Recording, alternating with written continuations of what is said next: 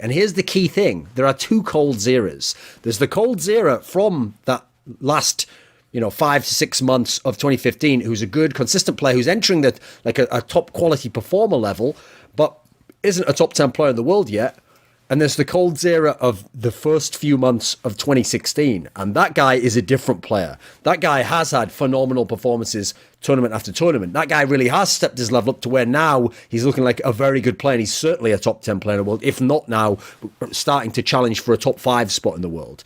So the problem I want to outline first of all is that when we put him in context, if we're talking about stats and in terms of overall big game performances, like is he a star player? The biggest issue is because people overpraised him in 2015. I always say this, if you overpraise a guy who's a rising star or a newer player who hasn't had the full chance to prove it and hasn't proven it enough times, where do you have left to go? If you've already said he's a top 5 player, where are you going to put him there? What, number 1? Well, he's clearly not number 1 yet. So you have to be reasonable so that then when they do show more performance and they do show themselves to be excellent, there's somewhere to go with that.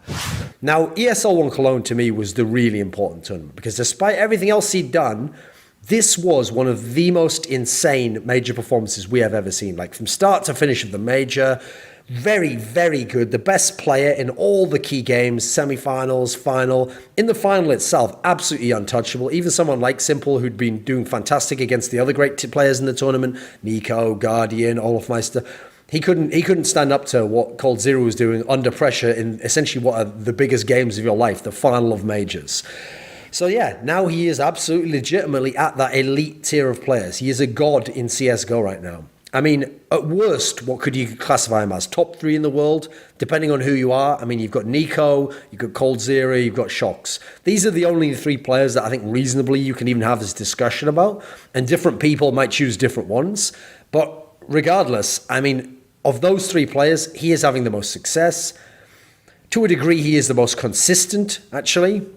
You could say Shox has incredible games. And you could say Nico has maybe a higher ceiling and more skill. But in terms of consistency and consistently good big performances, Coldzera wins out in that department. Now then, the skill set of Coldzera is what's so interesting, because even this has seen evolution since he was a good player before and a top 10 player, because his AWPing has now gotten even better. As the secondary AWPer of the team, he's now gotten to the point where they routinely run double AWP setup in SK. They even run it on Cobblestone, which I agree with the other analysts. On CT side, I think that's one of the most tricky maps in the game to run double AWP on. Just so happens his team is so good as an overall unit, especially tactically knowing how to play around each other, and now has improved so much on Cobblestone, I can see how they can get away with it. So I think his AWPing's gotten even better. Before, he was more of like a CT side player who would just pick certain spots on certain maps and he would play the AWP from there. And he'd use it just to hold an angle. Now he's become more of an overall evolved AWPer where you see it more on the T side. You see him getting a lot more better shots with it. And as a result, I don't think he's ever going to be like a pure hybrid who always has to use the AWP. I don't think he's ever going to be one of the best AWPers like straight up, as in he could just use the AWP like someone like a Simple could. But he's clearly gotten very good in terms of knowing when to use the weapon and therefore be effective with it. His rifle skill actually seems quite similar to what it was before, which is a very consistent style with a bursting style of firing as opposed to just straight up spraying or tapping. I think he uses this very well because it complements the rest of his game, like his positioning and game sense. I mean, if you think of that clip, I think it was against Team Liquid on Train in the final where they all rush out of the alley and he just takes them down one by one by one. I think he has 4 kills in the end. And just the way he does this, the controlled manner and the calm, using the positioning, using technique in terms of the bursting, not trying to panic and go for broke and overextend. I mean, he would actually, one thing, a quality of Coldzera's game is you almost never see him panic spread. Now, in terms of the guy's skill set, let's get out of stats. First and foremost, you got to look at his weapons. So he's a good AWPer. He actually is a pretty good AWPer. He's not great, because one thing he's not awesome at is he's not good at really big flicks across the map. He's not good at the ones where you have to track the guy the whole way. What he is good, though, is when he has the angle set up, he's good where the guy's around his crosshair. He will flick there with relatively fast firing speed, and he's got a pretty decent hit rate on that. He's got a strong AK burst, and the first bullet's pretty solid on that burst. He tends to be one of those players who moves about a bit while he sprays with like the 9 or 8 bullet burst, but it's pretty good with it. He always does damage with it. That's the key thing. If he doesn't get the kill, he's setting his teammate up to get the kill. He's really good at outputting damage in that sense. He's an M4A4 player, and he's got really nice, tight, consistent spray at medium range. He knows his angles to set up, and he's really good at doing that. Tight spray into one guy, reset, let the next guy come in, tight spray into that guy, and he's really good at damage output here. One of the great things about Coldzera is, even if he doesn't kill people, it's very hard to kill him without him doing any damage. He's going to put out 70 damage even if he dies. So that's really good quality for his team on both sides of the game. Fallen helped shape the team around the new recruits. He brought in someone like Phelps and adapted him to the squad. Suddenly they're winning all these championships. He brought in Bolts, a guy who'd come from a team that had won practically fuck all, and then they started winning a whole bunch of tournaments as well. Helped the team remain elite the whole time. S-class, world number one at times. But you know what? A big part of those teams in 2017 coming in 2018 is Coldzera, because Coldzera was carrying even harder, even more epic performances, more frags, more amazing rounds, more clutches, more games where even when they're losing, he puts in a godlike performance, gives you a chance to win, gives you a chance to get to the third map where someone else can have a great game. The interesting thing as well is there's also been this creative tension between the pairs. Despite the fact from the outside, when you see them win so much, you think, oh, they must just love each other.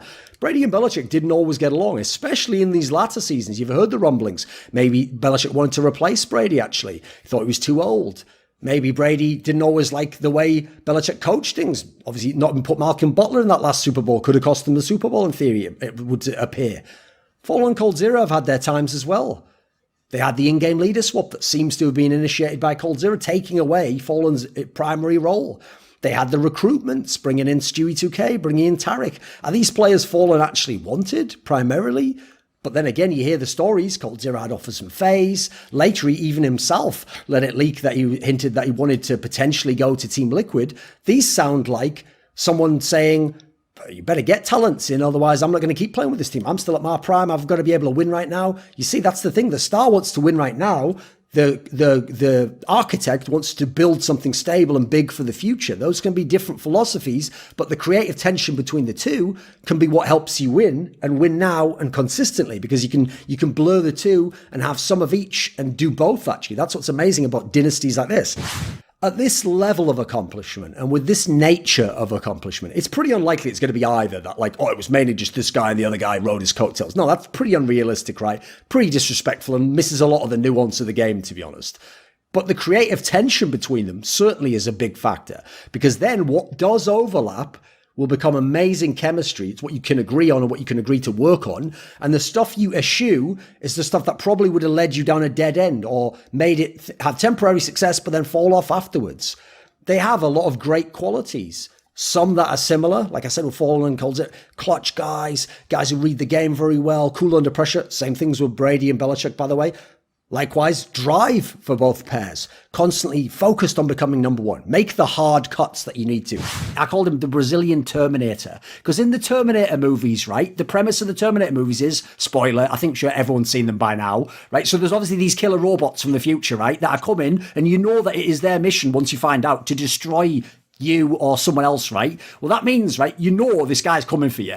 In the movie, right, the whole premise is obviously you can't just come in the first 5 minutes. Like, you know, the Terminators, he's coming on a truck, so then you have to get in a car and drive away, but then he catches up with you on a fucking bike, and then you go up an elevator, but he climbs up the window. You know, like, the idea is, the terrifying thing about the Terminator isn't even at the end when he's going to kill you. It's that the whole time you're stressed because it feels like, fuck, this guy, he's never stopping. And I used to feel out with Coldzera, because even though people say, like, he's a beta, like, mate, he's the best trade fragger probably ever in that scenario. Like, he didn't bait, because my rule is, like, it ain't a bait if you get the kill. Like, that, you actually played it correctly. And this guy would just, it's like, it didn't even feel like he was fast. It felt like he was just, like, walking you down. And you just know it's inevitable. Unless someone kills him, he's going to keep coming. He's going to kill this guy, and then suddenly he's in a 1v2. Now he's going to win that. Like, that in a way, that, in a totally different way, that can be more intimidating than Simple or something like that, you know, because Simple and them can just blow you out the water. But there's something about that is scary, dude. Yeah, I think that comparison is really right on the money, because I used to stand behind them. And Cold, like, I'm watching Simple's games, and he's killing guys left and right, and it's insane. And from behind, I swear to you, I never saw Coldzera kill people. But somehow, at the end of the day, he had like 30 kills, 25 kills. Yes. He was consistently there. And I'm like, oh my God, I remember we were finishing a match. I'm like, Fallen, you played insane. Oh my God, you were insane. And then he's like, yeah, but I couldn't even get like 5. I was 5 kills behind Cold. I'm like, how the hell was Cold in front of you? And no, he was always there. It's like, he gets that first free kill, he gets the easy kill, gets the easy kill, and they're coming at him, and he's knocking them down. And it doesn't seem insane. It's like, but it's always chipping away at the economy, always killing every single one, and he's not chasing ecos, and so it does. So you didn't all the time see like 4 spray down or something like that. He had those highlight moments, and those we know were highlights, but he always got 1 or 2 kills per round almost, which is insane, and you never saw it. It just seemed so easy watching from behind. For them complementing each other, I think it's Fallen. He's an amazing game leader, and he has that style where he likes to go slow. And I think Coldzera kind of, even though it's kind of weird, right? Fallen as an in-game leader, he likes to play a little bit more slow, take the correct steps. Like if you catch Fallen's in-game leading style, he's very step by step, and he takes the steps by step, but his game style is flashy. It's in your face. He can have that op shotgun. And Coldzera is the opposite, because he's playing from far back, and he's taking the free kills, and he's asking for a little perfect flashes on timings. Like if he's playing Ivy, he's going to wait the 2 sets of rotation, smoke left side, right, and then he's going to ask a flash halfway through and get like 2-3 blind kills. But in his tactical approach to complement Fallen, he was one of the ones that was kind of on my side, where he liked to play a little bit faster as a team. Oh, let's just do a 1 pop flash here, or let's change the pace of this into something extremely fast. So I think that's kind of how it complemented each other there, which is tactically he like in his game he was slow, but in his tactical approach he put something fast that we needed. And Fallen kind of, we already had that slower point, so now we had some faster plays. Or when we're playing slow, now Fallen we can engage. We know, like Fallen's pushing blower on train, like you said. If Coldzera is there, he's like, okay, Fallen's gonna take a really big risk. I'm gonna go and play triple inner this round, fuck it, because I know that if they kill the knob, they're gonna be like, let's try to overwhelm side. Now I'm in a really good position. So I think they really just complemented each other and the different styles that they weren't used to. He brought a really fast pace when we were used to slow, and he allowed Fallen to be a little bit more in your face in his slow style that he already liked. So it allowed a lot of versatility and freedom, kind of the James thing. Complexity's already done being a top 10 team. They've already done being a team that makes the playoffs of big tournaments. They're trying to be a team that potentially takes some good pieces. They've got some pieces that could potentially be in a number 1 team, and they're trying to go to number 1 or go to number 5 consistently. And adding Coldzera was never going to do that. That wasn't the right piece to go ahead and get into. So let's get into all of this shit. Let's talk about this. Coldzera, yes, is a better fragger than Rush, but he ain't taking Rush's spot. That was Essetag who was replacing Rush. Essentially, even though he hasn't been in the lineup for a while, Coldzera's replacing fucking Poison or Config at this point in time, right? Probably, if you look at the order of things, probably should be considered Config if you look at when they're bringing him in. Now, the problem there is these are aggro players. So how's this going to work?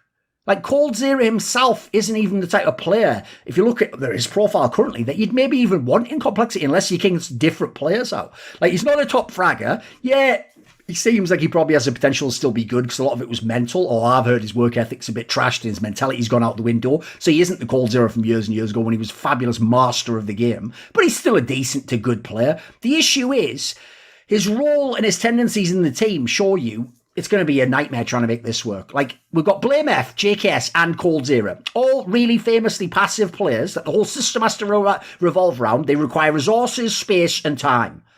Great. Then, only of those 3 is Blame F putting up any numbers, and then his impact's questionable. So, Blame F, see, I'll give him props for this. When he brought in Coldzera, it seemed like he tried to make it work. It seemed to me like he did see some of his roles. He didn't become more of the entry type player, more of a player with the pack. As a result, by the way, Blame F tanked his own numbers. And then Coldzera didn't put up the numbers to be a star player. Quite frankly, seemed pretty off. Didn't really seem to know when to push, what to do. I actually thought that he didn't seem that comfortable, even though he had the occasional good performance at the beginning of Blast. Aside from that, I thought it was very underwhelming. It was as bad as in Phase for my money. Worse, if anything. Dr. Dre had NWA, DMX had the Rough Riders, and who is the crew holding me down, supporting me when necessary? It is, of course, my Patreon subscribers, the Skrilluminati. So this video, along with all the others on my channel, is kindly supported by Matt Pugnatio Rajcula, Animosity, Bane Diesel, Jason, Jensen Goh, Tosh, Toucan, and you know who a special thanks goes out to because it's always my main man, Jerky's Minion. Do you want to ask a question for my video AMA? Do you want to find out who are going to be the guests on future interview episodes? Do you want to know who the guests are on my talk shows? Or maybe you'd like to suggest a topic or a guest? Perhaps you even want to take part in one of those lengthy tailored to you discussions around esports that I do with the top tier donators. If any of those perks or others catch your fancy, then put your money where your mouth is, support me, and join the Skrill Illuminati today via the Patreon link where in the description box below.